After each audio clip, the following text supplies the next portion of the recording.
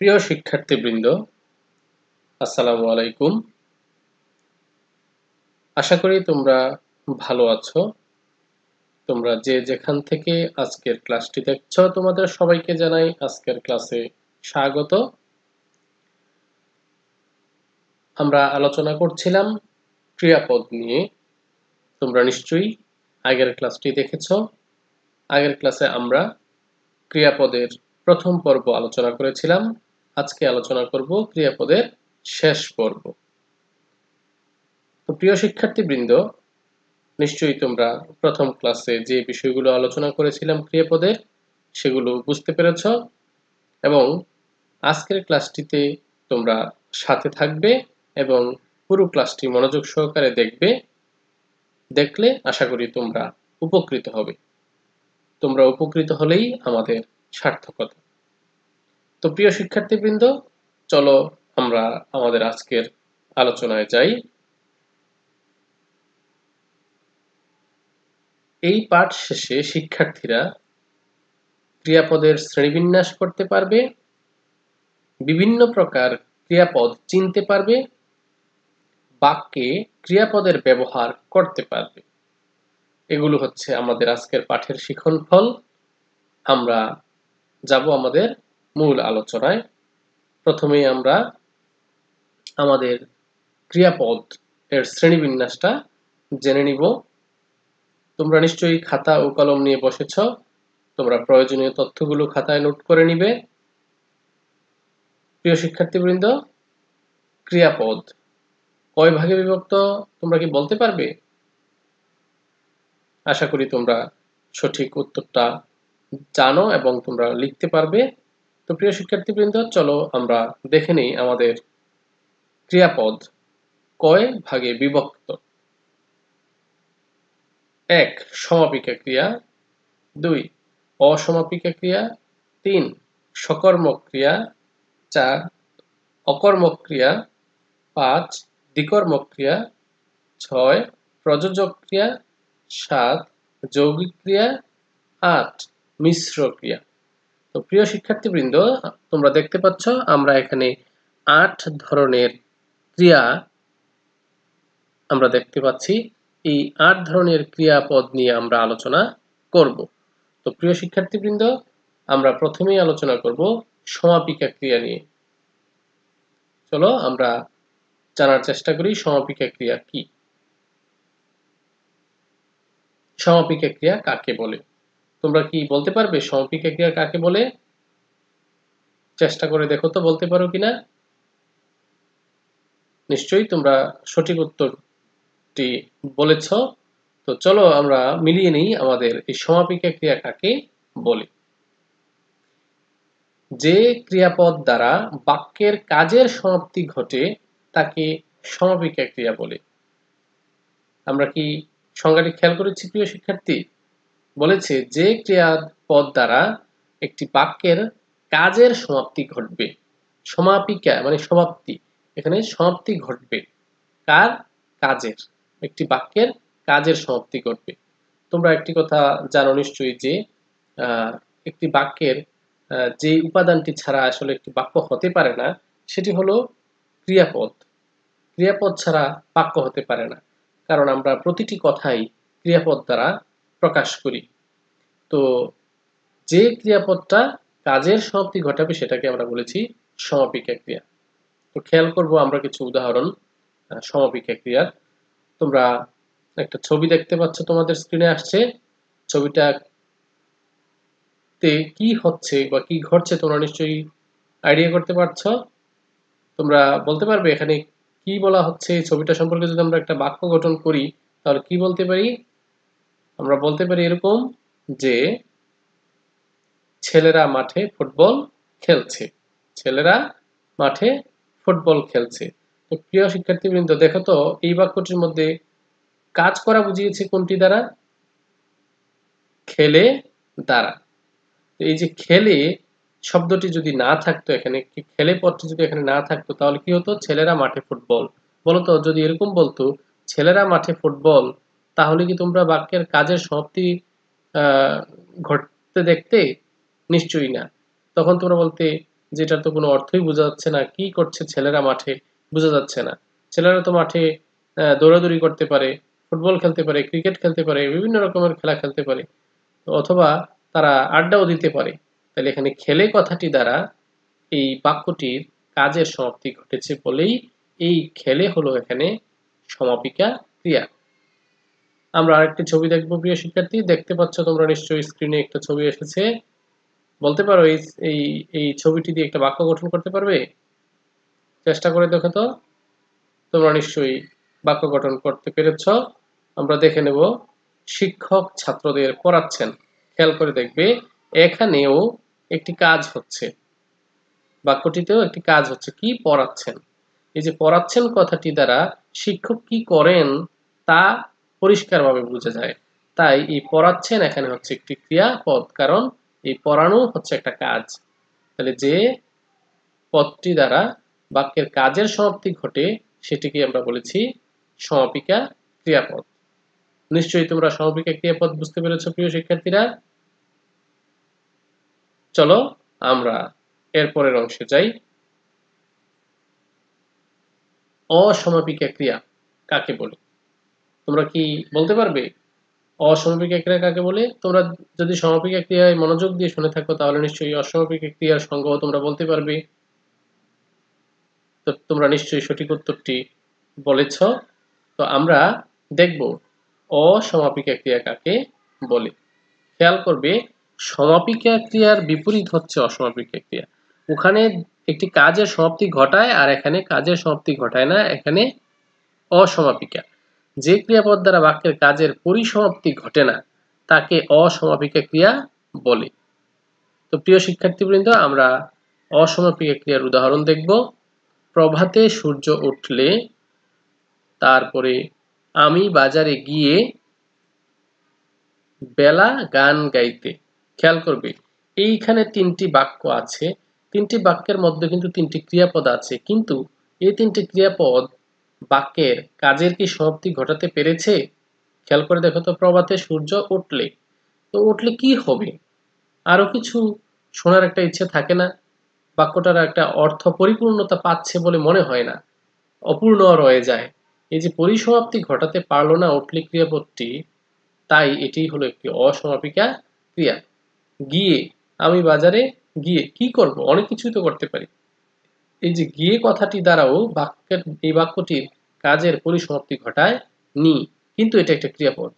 গাইতে, বেলা গান গাইতে, তো গান গাইতে কি করলো? গান গাইতে গাইতে কি বাড়ি চলে গেল, না গান গাইতে গাইতে নাচলো? কিছুই আমরা বুঝি না। তো অথবা গান গাইতে জানে কি জানে না সেটাও আমরা বুঝতে পারছি না। এই যে এভাবে এই ক্রিয়াপদগুলো দ্বারা বাক্যের কাজের সমাপ্তি ঘটছে না বলেই এই ক্রিয়াপদগুলোকে বলা হয় অসমাপিকা ক্রিয়া। তো আমরা দেখি এই তিনটি বাক্যের মধ্যে, দেখো প্রথম বাক্যে প্রভাতে সূর্য উঠলে, এরপরে যদি অন্ধকার দূর হয় বলি তাহলে বাক্যটির কাজের সমাপ্তি ঘটে দূর হয়। এখানে দূর হয় হচ্ছে একটা সমাপিকা ক্রিয়া, কারণ দূর হয় দ্বারা কাজটি সমাপ্তি বুঝিয়েছে। আবার আমি বাজারে গিয়ে কলম কিনবো, কিনবো কথাটি দ্বারা কাজের সমাপ্তি ঘটিয়েছে। আবার বেলা গান গাইতে জানে, জানে কথাটি দ্বারা বেলা গান গাইতে পারে, জানে সেটি স্পষ্ট বুঝিয়ে দিয়েছে। তাই এখানে জানে, কিনবো এবং দূর হয় সেগুলো হলো সমাপিকা ক্রিয়া, আর উঠলে, গিয়ে, গাইতে এগুলো হলো অসমাপিকা ক্রিয়া। তাহলে প্রিয় শিক্ষার্থীরা, তোমরা নিশ্চয়ই বুঝতে পারছো অসমাপিকা ক্রিয়া। আমরা এবার আলোচনা করব সকর্মক ক্রিয়া কাকে বলি। সকর্মক শব্দটি খেয়াল করলে তোমরা দেখতে পাবে যে সকর্মক, কর্ম, তোমরা নিশ্চয়ই কর্ম বা অবজেক্ট কথাটি শুনেছ। তো খেয়াল করবে এখানে দেখো, যে ক্রিয়াপদের কর্ম বা অবজেক্ট থাকে, ইংলিশে অবজেক্ট, বাংলায় হলো কর্ম। তো যে ক্রিয়াপদের কর্ম থাকবে বা অবজেক্ট থাকবে তাকেই সকর্মক ক্রিয়া বলে। আমরা একটা ছবি দেখতে পাচ্ছি, দেখো ছবিটি দিয়ে একটা বাক্য গঠন করলে কি হতে পারে দেখো তো। একটি ছেলে কি করে? বই পড়ে, নিশ্চয়ই ঠিক না? খেয়াল করে তো, তমাল বই পড়ে। তো এখানে তমাল কি করে? পড়ে, পড়ে হচ্ছে তো ক্রিয়া, ক্রিয়াপদ। এখন কি পড়ে তমাল? বই পড়ে। কি দ্বারা যদি আমি প্রশ্ন করি তাহলে তোমরা নিশ্চয়ই উত্তর দিয়ে দিবে বই পড়ে। তাহলে বইটা হলো একটা কর্ম বা অবজেক্ট। তাহলে এই বইটা কার অবজেক্ট? কোন ক্রিয়াপদের অবজেক্ট? এই যে পরে ক্রিয়াপদের অবজেক্ট। যে পরে ক্রিয়াপদের একটা কর্ম আছে, অবজেক্ট আছে, তাই এই পরেটা হলো একটা সকর্মক ক্রিয়া, কারণ তার একটা কর্ম রয়েছে। আরেকটা ছবি দেখবো আমরা। প্রিয় শিক্ষার্থী, তোমরা দেখতে পাচ্ছ নিশ্চয়ই কি করছে? একজন লোক মাছ ধরছে, ঠিক না? তাহলে এটা দ্বারা আমরা একটা বাক্য দেখি, লোকটি নদীতে মাছ ধরে। তাহলে তোমাকে যদি প্রশ্ন করা হয় লোকটি কি ধরে, তুমি নিশ্চয়ই উত্তর দিবে মাছ ধরে। তাহলে ধরেটা হলো ক্রিয়াপদ। এখন এই ধরে পদ ক্রিয়াপদটির সাথে যুক্ত রয়েছে একটি কর্ম, সেটা হলো মাছ। আমি যদি প্রশ্ন করি কি ধরে, তোমরা উত্তর দিবে নিশ্চয়ই মাছ ধরে। তাহলে মাছটা হলো ধরে ক্রিয়াপদের একটি কর্ম, মাছটা হলো এই ধরে ক্রিয়াপদের একটি কর্ম। তাই এখানে ধরে একটি কর্মযুক্ত ক্রিয়াপদ বলে এটাকে বলা হয়েছে সকর্মক ক্রিয়াপদ। মনে রাখবে প্রিয় শিক্ষার্থীরা, যে ক্রিয়াপদের সাথে একটা কর্ম থাকবে বা অবজেক্ট থাকবে তাকেই সকর্মক ক্রিয়াপদ বলে। তোমরা নিশ্চয়ই সকর্মক ক্রিয়াপদ বুঝতে পেরেছো প্রিয় শিক্ষার্থী। মনে রাখবো আমরা এখানে আরেকটা জিনিস, যে কি এবং কাকে দ্বারা প্রশ্নের উত্তরই কর্মপদ হবে। আমি যদি বলি সে কি পড়ে, তাহলে উত্তর হবে বই পড়ে। আমি যদি বলি সে কাকে বইটি দিল, তুমি নিশ্চয়ই বলবে তাকে বইটি দিল। এই যে কাকে প্রশ্ন করার পরেও যে উত্তরটা এসেছে সেটাও কিন্তু আমাদের কি হবে? কর্মপদ হবে। তাই যেই ক্রিয়ার কর্ম থাকবে সেটাই হবে সকর্মক ক্রিয়া। নিশ্চয়ই তোমরা বুঝতে পেরেছো প্রিয় শিক্ষার্থীবৃন্দ। চলো আমরা পরের অংশে যাই। আমরা এবার জানবো অকর্মক ক্রিয়া। ঠিক সকর্মকের বিপরীত হচ্ছে অকর্মক। আমরা সংজ্ঞাটা দেখব, যে ক্রিয়াপদের কর্ম বা অবজেক্ট থাকে না। আগেরটাতে আমরা বলেছি ক্রিয়ার কর্ম থাকবে, তাইলে সকর্মক। এটাতে আমরা বলেছি কর্ম থাকে না, মানে অবজেক্ট থাকে না, তাই হলো অকর্মক। আমরা উদাহরণ দেখলে ক্লিয়ার হয়ে যাবে। ওখানে বলেছিলাম তমাল বই পড়ে, এখানে বলেছি তমাল পড়ে। তাহলে পরে দেখো, পরে কথার এখানে কোনো কর্ম নাই, পরের আগে কি পরে বোঝা যায় না। এখানে প্রশ্ন করে দেখো তো কি পরে, এখানে কিন্তু বই নাই, তাই এখানে এটা পরেটা হচ্ছে অকর্মক। পাখিটি আকাশে উড়ে, তাহলে উড়ে উড়ে ক্রিয়াপদের কোনো কি নেই, এখানে কর্ম নেই, তাই উড়ে একটা অকর্মক ক্রিয়া। আবার ফাইরুজ হাসে, এই হাসার যে ক্রিয়াপদ, কিন্তু এখানে কোনো কর্মপদ নেই, তাই এই পরে উড়ে হাসে এগুলো এখানে আবার অকর্মক ক্রিয়া। একটি ক্রিয়াপদ সকর্মক হতে পারে, অকর্মক হতে পারে। কর্ম থাকলে সকর্মক, কর্ম না থাকলে অকর্মক ক্রিয়া হয়ে যাবে। প্রিয় শিক্ষার্থীরা, তোমরা নিশ্চয়ই বুঝতে পারতেছো অকর্মক ক্রিয়া কাকে বলে, এবং উদাহরণগুলোর মাধ্যমে তোমরা নিশ্চয়ই বুঝেছ। আমরা এর পরের অংশে যাব। আমরা এবার আলোচনা করব দ্বিকর্মক ক্রিয়া কাকে বলে। খেয়াল করবে, কর্ম, কর্মক, হ্যাঁ, যে ক্রিয়ার কর্ম থাকে কর্মক। এখন কি কর্ম থাকবে? দ্বিকর্ম, দুটি কর্ম থাকবে। দ্বি মানে দুই, দুইটি কর্ম থাকলে দ্বিকর্মক ক্রিয়া। তাহলে আমরা সংজ্ঞাটা দেখে নিই। যে ক্রিয়াপদের দুটি কর্ম বা অবজেক্ট থাকে তাকে দ্বিকর্মক ক্রিয়া বলে। তো আমরা দুটি কর্ম কিভাবে থাকে আমরা দেখব উদাহরণের মাধ্যমে। একটা ছবি দেখতে পাচ্ছি, একটা ছেলে একটা মেয়েকে কি দিচ্ছে? ফুল দিচ্ছে, নাকি? বাক্যটা আমরা দেখে নিই। ছেলেটি মেয়েটিকে একগুচ্ছ ফুল দিচ্ছে। তোমাকে আমরা বলেছিলাম সকর্মক হওয়ার শর্ত কি, কি এবং কাকে দ্বারা প্রশ্ন করতে হবে। তাহলে আমরা যদি এখানে কি দ্বারা প্রশ্ন করি, ছেলেটি মেয়েটিকে কি দিচ্ছে, তোমরা নিশ্চয়ই উত্তর দিবে একগুচ্ছ ফুল। তাহলে এখানে একগুচ্ছ ফুল হচ্ছে আমার একটি কর্ম। আবার কাকে দ্বারা যদি প্রশ্ন করি, আমরা বলেছিলাম সকর্মক ক্রিয়ার ক্ষেত্রে চিহ্নিত করার সময় আমরা কে এবং কি এবং কাকে দ্বারা প্রশ্ন করব। আমি এখানে প্রশ্ন করে যদি করি কাকে দিচ্ছে, ছেলেটি কাকে একগুচ্ছ ফুল দিচ্ছে, তাহলে উত্তর হবে মেয়েটিকে। তাহলে মেয়েটিও এখানে অবজেক্ট বা কর্ম। তাহলে এখানে কয়টা কর্ম পাওয়া গেল? একটা হলো একগুচ্ছ ফুল, আরেকটা হলো মেয়েটিকে। তাহলে দুইটা পাওয়া গেল না প্রিয় শিক্ষার্থীবৃন্দ? তাই এখানে দুটি ক্রিয়াপদ আছে বলে এটাকে বলা হয় দ্বিকর্ম ক্রিয়া। আমরা আরেকটা ছবি দেখব। দেখতে পাচ্ছি একজন আরেকজনকে দিচ্ছে, একজন আরেকজনকে দিচ্ছে। কি দিচ্ছে? টাকা দিচ্ছে। আমরা বাক্যটা দেখি, সে তাকে 100 টাকা ধার দিচ্ছে। তাহলে কি দিচ্ছে প্রশ্ন করলে? টাকা। কাকে দিচ্ছে প্রশ্ন করলে? তাকে, এই যে দুটি কর্ম পাওয়া গেল এখানে, কি এবং কাকে দ্বারা প্রশ্ন করার কারণে আমরা দুইটা কর্ম পেয়ে গেলাম। এই যে দেওয়া কাজটার এখানে দুইটা কর্ম রয়েছে, এখানে দিচ্ছে কাজটার দুটি কর্ম রয়েছে। এই দিচ্ছে কাজের দুটি কর্ম রয়েছে বলে এই দিচ্ছেকে বলা হয় দ্বিকর্মক ক্রিয়া, কারণ ওই ক্রিয়াটির দুটি কর্ম রয়েছে। তোমরা নিশ্চয়ই খেয়াল করেছো প্রিয় শিক্ষার্থীবৃন্দ, যে ক্রিয়াপদে পদের দুটি কর্ম থাকবে সেটিকে আমরা বলছি দ্বিকর্মক ক্রিয়া। সেক্ষেত্রে আমরা আরেকটা জিনিস মনে রাখবো প্রিয় শিক্ষার্থীবৃন্দ, দ্বিকর্মক ক্রিয়ার বস্তুবাচক কর্মপদটি মুখ্য বা প্রধান কর্ম। এখানে দুটি কর্ম থাকবে, একটি হচ্ছে ব্যক্তিবাচক আর একটা হচ্ছে বস্তুবাচক। খেয়াল করো, এখানে একগুচ্ছ ফুল বস্তুবাচক, এখানে টাকা বস্তুবাচক। ব্যক্তিবাচক কোনটি? এখানে মেয়েটিকে, এখানে তাকে।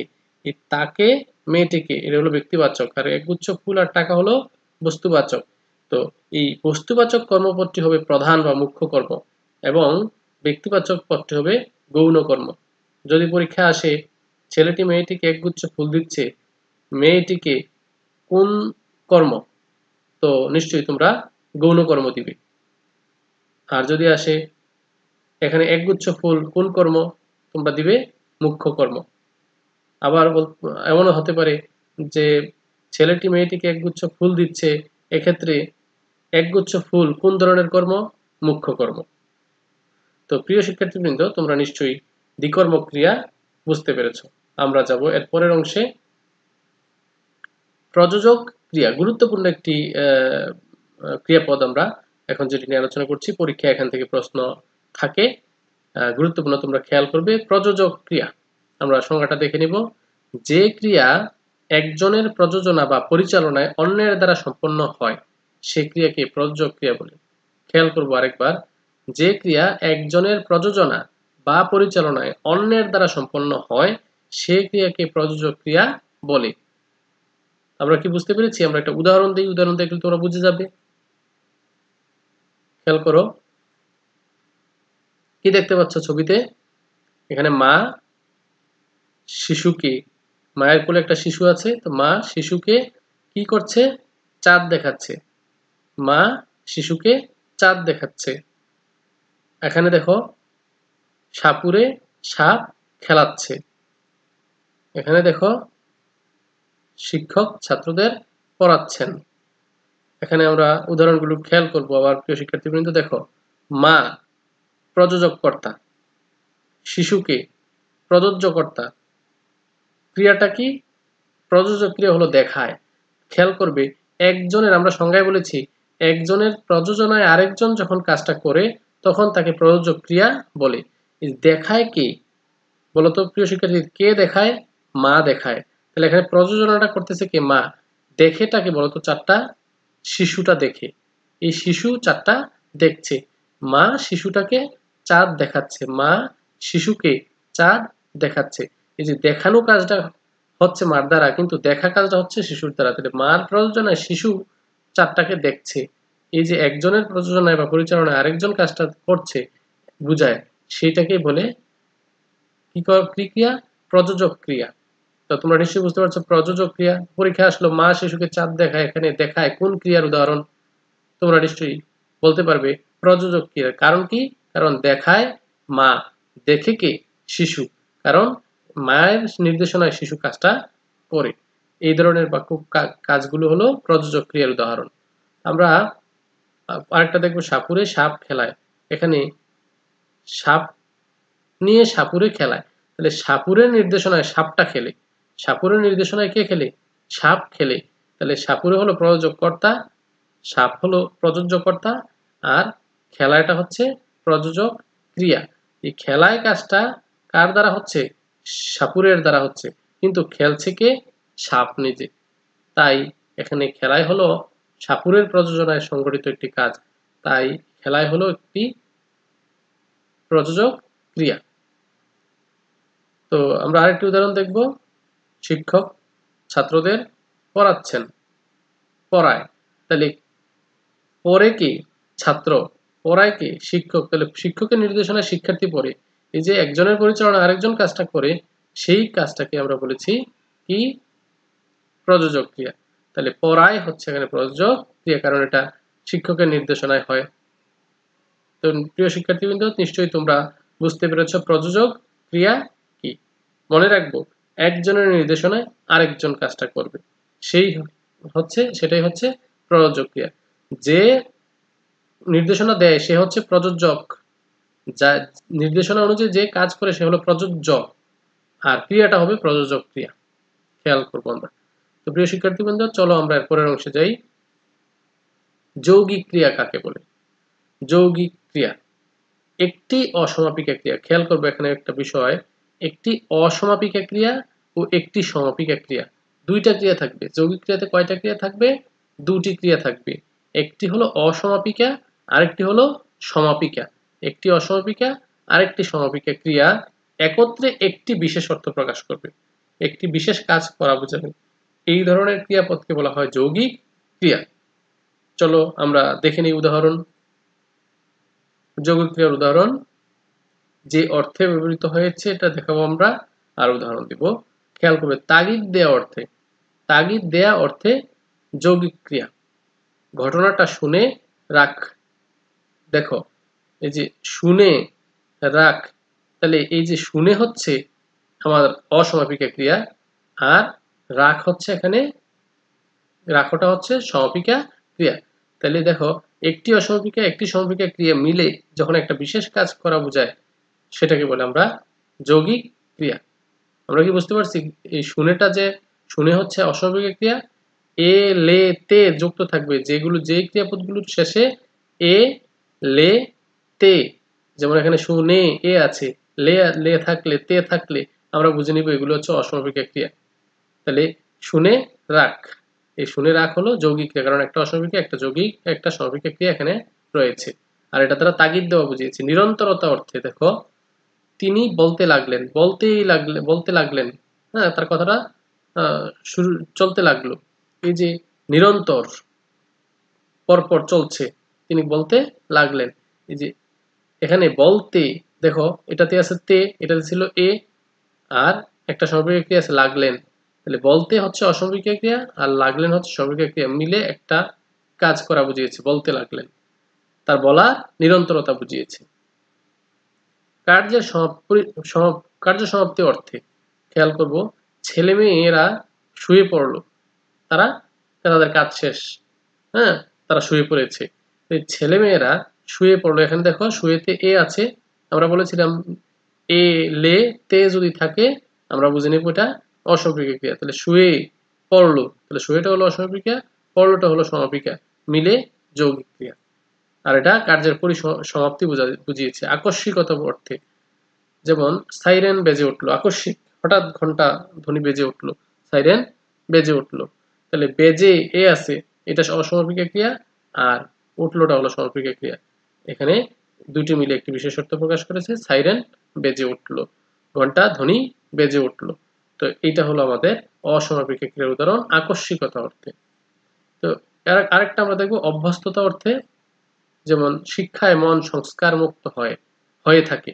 তাহলে হয়ে থাকে, হয়েটা হচ্ছে অসমাপিকা, থাকেটা হচ্ছে সমাপিকা, হয়েতে এ আছে অসমাপিকা ক্রিয়ার বৈশিষ্ট্য, আর এটার দ্বারা শিক্ষার দ্বারা মন সংস্কার মুক্ত হয়ে থাকে। এই যে এই সংস্কার মুক্ত হয়ে থাকাটা, মুক্ত হওয়াটা হচ্ছে অভ্যস্ততা। আমরা যখন শিক্ষা অর্জন করব তখন আমাদের মন কি হবে, এই আমরা জ্ঞান অর্জনের মাধ্যমে আমাদের মন থেকে কুসংস্কারগুলো দূর হবে, আমরা সংস্কার মুক্ত হব। তাই এখানে অভ্যস্ততা বুঝিয়েছে। তাই হয়ে থাকে, এটা হলো আমার এখানে যৌগিক ক্রিয়া। আরেকটা আমরা দেখবো অনুমোদন অর্থে, এখন যেতে পারো। তো যেতে হচ্ছে অসমাপিকা, পারো হচ্ছে সমাপিকা, তাহলে এটা হচ্ছে আমার যৌগিক ক্রিয়া। আর এটা অনুমতি দিয়ে, অনুমোদন অর্থে, যেমন আমরা তুমি একজন শিক্ষার্থী ক্লাসে এই প্রধান শিক্ষকের রুমে প্রবেশ করলে, প্রধান শিক্ষক মহোদয়ের সাথে কথা বললে, বলার পর উনি তোমাকে অনুমতি দিয়ে দিল যে ঠিক আছে এখন তুমি যেতে পারো, এটা তোমার জন্য অনুমোদন, তুমি যাওয়ার জন্য অনুমতি দেয়া। এমন অর্থে এখন যেতে পারো, এই যেতে পারোটা এখানে যৌগিক ক্রিয়া। কিভাবে হলো? একটি অসমাপিকা একটি সমাপিকা ক্রিয়া মিলে। প্রিয় শিক্ষার্থীবৃন্দ, নিশ্চয়ই তোমরা বুঝতে পেরেছ যৌগিক ক্রিয়া কি। একটি অসমাপিকা ক্রিয়া একটি সমাপিকা ক্রিয়া মিলে যদি একটি বিশেষ অর্থ প্রকাশ করে তাকেই বলে যৌগিক ক্রিয়া। চলো আমরা এর পরের অংশে যাই। আমরা এবার আলোচনা করব মিশ্র ক্রিয়া। মিশ্র ক্রিয়া বিশেষ্য বিশেষণ ধনাত্মক অব্যয়ের পরে খেয়াল করব, বিশেষ্য মানে নাউন, বিশেষণ মানে অ্যাডজেক্টিভ, ধনাত্মক অব্যয়। অব্যয় মানে আমরা বাংলায় ইংরেজিতে আমরা জানি যে প্রিপজিশন, কনজাংশন, ইন্টারজেকশন এগুলো হলো আমাদের বাংলায় অব্যয়। তো অব্যয়ের আবার বিভিন্ন শ্রেণীভেদ আছে, এর মধ্যে একটা আছে ধনাত্মক অব্যয়। ধনাত্মক অব্যয়ের পরে বিশেষ্য বিশেষণ ও ধনাত্মক অব্যয়ের পরে যখন কতগুলো মৌলিক ধাতু, কতগুলো মৌলিক ধাতু, হ্যাঁ, ধাতু বা ক্রিয়ামূল আমরা যাদেরকে বলি, যুক্ত হয়ে যখন ক্রিয়া গঠিত হয় তাকে বলে মিশ্র ক্রিয়া। এই ধাতুগুলো কি? কর, হ, দে, পা, যা, খা, লিক, ছার, মর, মার, এগুলো। এগুলো কার সাথে বসবে? বিশেষ্য বিশেষণ ও ধনাত্মক অব্যয়ের সাথে বসে যদি, তখন এগুলো হয়ে যাবে মিশ্র ক্রিয়া।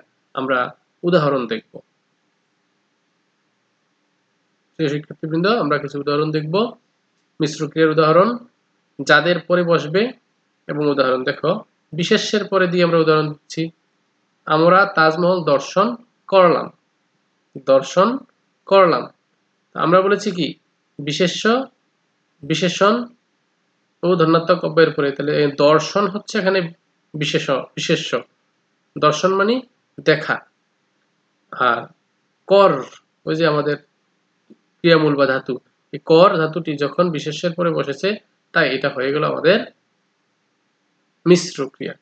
আমরা এই বাক্যটির সাথে একটা উদাহরণ দেখলাম, তাজমহল দর্শন করলাম। আমরা আরেকটা উদাহরণ দেব বিশেষণের পরে। তোমাকে দেখে প্রীত হলাম। প্রীত মানে কি? খুশি হলাম। আমরা একটা ছবি মিলিয়ে নিই, দেখো, সে, তার সাথে দেখা হয়েছে, দেখে তার খুব ভালো লেগেছে, খুশি হয়েছে, প্রীত হয়েছে। এজন্য তোমাকে দেখে প্রীত হলাম। তাহলে হ, হ হচ্ছে আমার ধাতু। এই হ ধাতুটা প্রীত বিশেষণের পরে বসেছে, তাই এখানে প্রীত হলাম, এটা হচ্ছে একটা মিশ্র ক্রিয়া। তারপরে আমরা দেখব ধনাত্মক অব্যয়ের পরে, যেমন মাথা ঝিমঝিম করছে, এখানে ঝিমঝিম হচ্ছে ধনাত্মক অব্যয়। আমরা ছবিটা দেখে নিই, মাথা ঝিমঝিম করছে, ঝিমঝিম ধনাত্মক অব্যয়, এরপরে যুক্ত হয়েছে কর ধাতুটি, যুক্ত হয়ে আমার মিশ্র ক্রিয়া গঠিত হয়েছে। তো প্রিয় শিক্ষার্থীবৃন্দ, তোমরা নিশ্চয়ই বুঝতে পেরেছ যে বিশেষ্য বিশেষণ ধনাত্মক অব্যয়ের পরে কতগুলো মৌলিক ধাতু দ্বারা গঠিত শব্দ মিলে যদি কোনো ক্রিয়াপদ গঠিত হয় তাকে বলে কি? মিশ্র ক্রিয়া। তোমরা নিশ্চয়ই মিশ্র ক্রিয়া বুঝতে পেরেছ। তো প্রিয় শিক্ষার্থীবৃন্দ, আজকে আমরা ক্রিয়াপদের বিস্তারিত আলোচনা করলাম। তোমরা নিশ্চয়ই ক্লাসটি মনোযোগ সহকারে শুনেছ এবং বুঝেছ। তো তোমাদের সাথে আবারও নতুন কোনো ক্লাস নিয়ে দেখা হবে। সে পর্যন্ত তোমরা ভালো থাকো, সুস্থ থাকো। আর ভিডিওটি যদি তোমাদের ভালো লেগে থাকে, ক্লাসটি যদি ভালো লেগে থাকে, ক্লাসটি শেয়ার করে অন্যদের দেখার সুযোগ করে দিবে। ধন্যবাদ তোমাদের। আল্লাহ হাফেজ।